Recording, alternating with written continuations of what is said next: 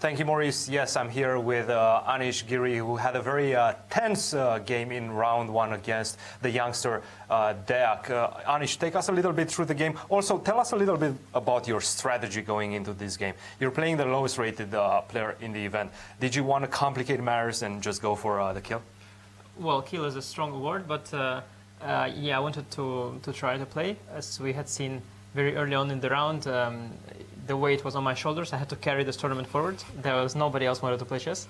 So yeah, I made sure there is some excitement after knight h5, rook d1. Was knight h5 prepared? Yeah, knight h5 is theory, and here the variation goes knight d7, d5, and then I remember what is going on there, and then if I wanted, I would make sure you have nothing to talk about today at all, because this line is a forced draw. But there is also this option of takes and knight e6. That is actually a little risky, but it's quite playable, and I thought today is a perfect opportunity to take that risk, because okay, I am higher rated than my opponent, and you know, you should take risks and should probably work out, but it was not so simple. I didn't really recall the details. I think a3 is an okay move, if I'm not mistaken, but here already I was on my, well, I couldn't recall the details, but I was very happy with my position. I thought the huge mistake I made was here. Oh, I see computer gives advantage to white. I didn't think that way. Very often when you play, when you have an ambitious mindset, you start to overestimate every single imbalance that is in your favor. Right. So as long as there is some imbalance, you always think that, well, you're on the good side of things. So that was the case here today as well. And I realized that h4 is a huge mistake, but I didn't assess. I mean, I thought knight c5, I'm better maybe. Why didn't you want to play knight c5? It feels like a natural I can move, say right? I wanted to include h4, g4, and then play knight c5. And I didn't at all allow the thought that my opponent can somehow allow you to take on g3. Because this diagonal c5, g1 is very weak, and somehow I had some kind of flash that, you know, I go h, g, f, g, the queen gets to c5, he goes queen f2, I go rook h1, and I mean, this kind of, I mean, let's say something along the lines of, I didn't really see b3, like something along the lines of suicidal line like that sort of went through my head, and I thought, okay, all great, but of course, upon closer examination, I realized that after hg, bc, perhaps I'm completely lost, so let's, and then I realized what I've done, it was a disaster. I mean, of course, knight e5 first, or h4, g4, knight e5, the difference is very small, but I was somehow, yeah, I mean, I was thinking here about h3 first, which is very interesting, and then I decided that, well, maybe I will go knight c5. So I thought that I will take the decision move later. I thought h4 is a good thing to include, but then, yeah, I realized that, I mean, I thought, to be honest, I don't know, I see this particular engine here gives white advantage. I thought during the game that I'm comfortable. It didn't feel like white has an advantage, no, at least from our perspective. I mean, I saw this kind of stuff when he goes before knight rook takes d3. I just thought that he has good drawing chances. I didn't, but okay, I see here white is better. I just thought I'm a pawn up, and the best that can happen is that we make some sort of draw. But I see that, yeah, actually position is probably drawn, and I should probably be precise. But yeah, I missed b3, and then One question. Before we jump to too many conclusions. After queen d6, c5, did you see the move rook e5? No, I did. Oh, rook h5. I saw rook e5. I didn't see rook h5. No, I saw rook e5, but not with the right idea. No, you know, I mean, I felt, to be honest, already here, I'm this bad. Yeah, I couldn't believe it. I felt I shouldn't be like here. I shouldn't be so bad. My original plan was queen g5, queen c3, and queen c5. But then I realized that after takes rook e5, white is on the good side of the endgame. And at this point, I was still assessing position wrongly. I mean, of course, compared to what I got in the game, this is better. Also, I see now that white doesn't even have to go for the endgame. I thought, yeah, this is too hard, this king f1, because I give a check, king e2. Okay.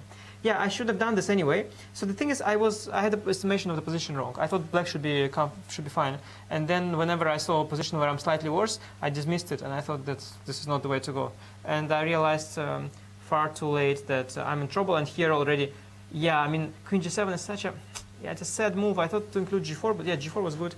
And the way he played, I was kind of happy with c5 because I didn't see how he wins on the spot. I mean, this tactic was above me, obviously.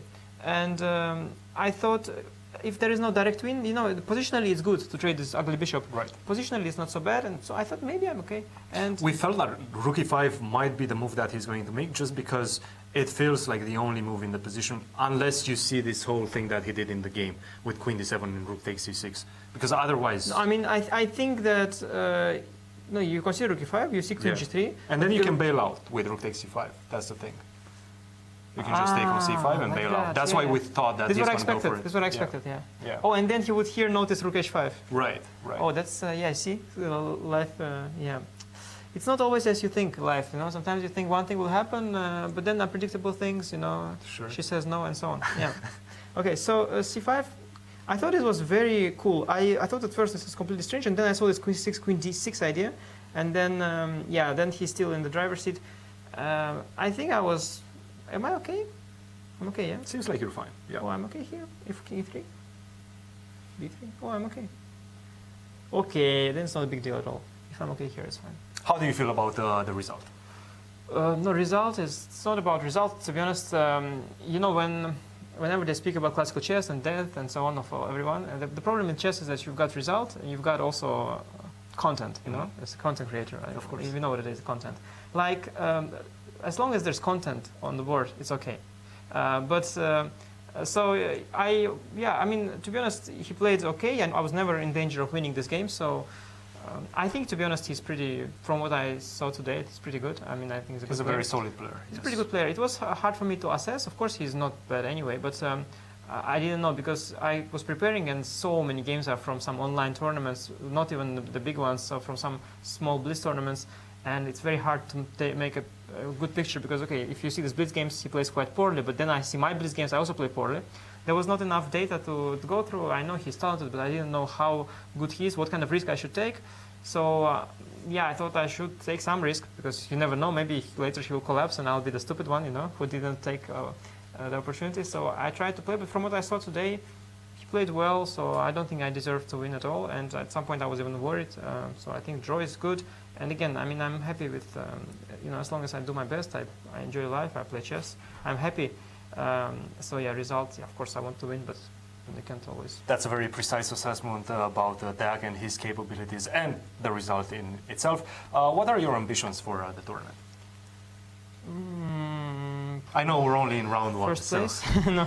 Yeah, first place, but early to speak because it's not easy. Very, very strong, tight field. Also, many players, maybe okay today, maybe first round, but very solid games everywhere. So some players, for some reason, didn't even want to fight. So yeah, we'll see. Maybe things will get warmed up. Fabiano is a great fighter. He will definitely, if something, he'll start to steer the drama. So I think it's going to get exciting. But let's see. A lot of solid players. Well, a draw and some content for the fans. Yes, content. Thank you, Anish, and good luck in the rest of your games. Thank you. Guys, back to you. Thank you, Christian.